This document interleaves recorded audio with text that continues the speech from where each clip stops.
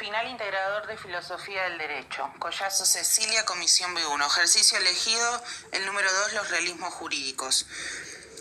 Pregunta número 1, que dice las características del realismo jurídico y las diferencias entre el realismo norteamericano y escandinavo.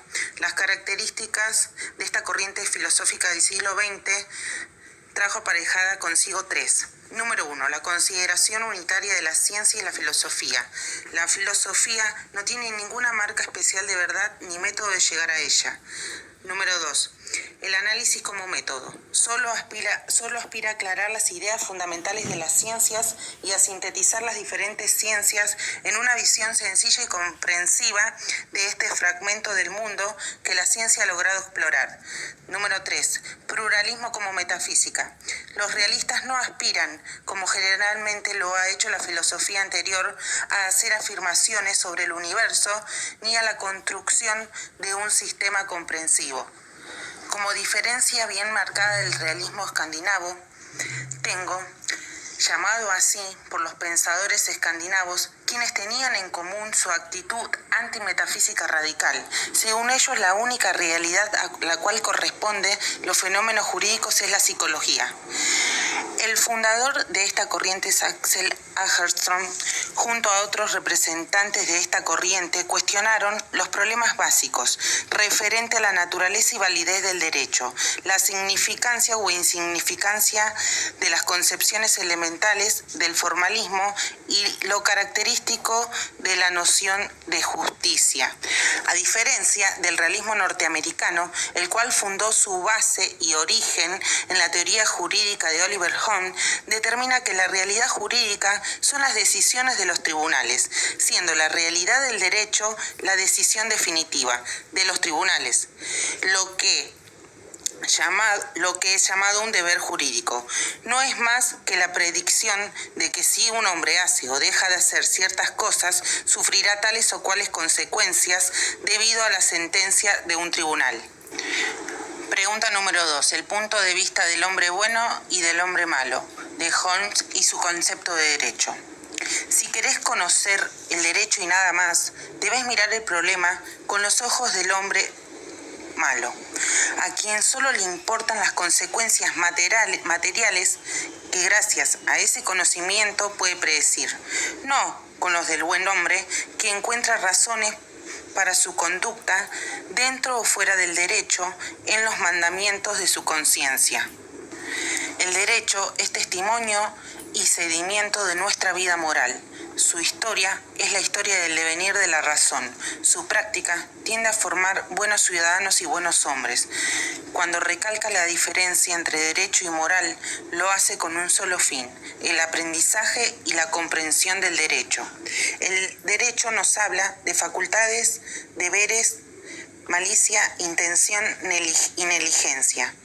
Y nada es más fácil o pudiera decir más común en el razonamiento jurídico que tomar esas palabras en sentido moral, conforme con nuestra conciencia y nuestros ideales. El concepto de derecho se adapta al punto de vista del mal hombre, de que si realiza ciertos actos se verá sujeto a consecuencias desagradables, tales como ser encarcelado o bien a pagar una suma de dinero. Su punto de vista es la piedra de toque de los principios jurídicos y lo comprueban las discusiones en los tribunales, y de estas respuestas depende la licitud o ilicitud de la conducta implicada, y ella nos aclara si el sujeto está afectado a coacción o libre. Por lo tanto, se manifiesta que los derechos del hombre en sentido moral se identifica con los derechos individuales, en el sentido de la Constitución y de las leyes. Por lo tanto, desde el punto de vista del mal hombre, el derecho trae consigo alguna desventaja adicional en las diferentes situaciones u alguna consecuencia. El realismo jurídico de Guastini y los problemas de compatibilidad entre el realismo jurídico, la democracia y el liberalismo. Esta es la pregunta número 3. Comenzaremos estas respuestas diciendo el concepto de liberalismo, que se utiliza para designar posiciones teóricas distintas acerca del Estado. Es un término vago, ambiguo y con una carga emotiva fuerte. Esta concepción utiliza estos tres principios. 1. El principio de separación de poderes. 2. El principio del Estado de Derecho. 3. La protección ante cualquier injerencia de ciertos derechos individuales de todo ciudadano. El principio número 1, cuando refiere a separación de poderes, estos tres poderes deben residir en órganos distintos e independientes entre sí.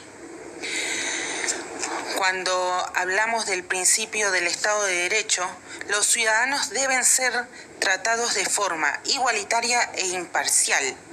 Y cuando dice de la protección ante cualquier injerencia de ciertos derechos individuales de toda ciudadanía, todos los individuos gozan de derechos inherentes a su persona.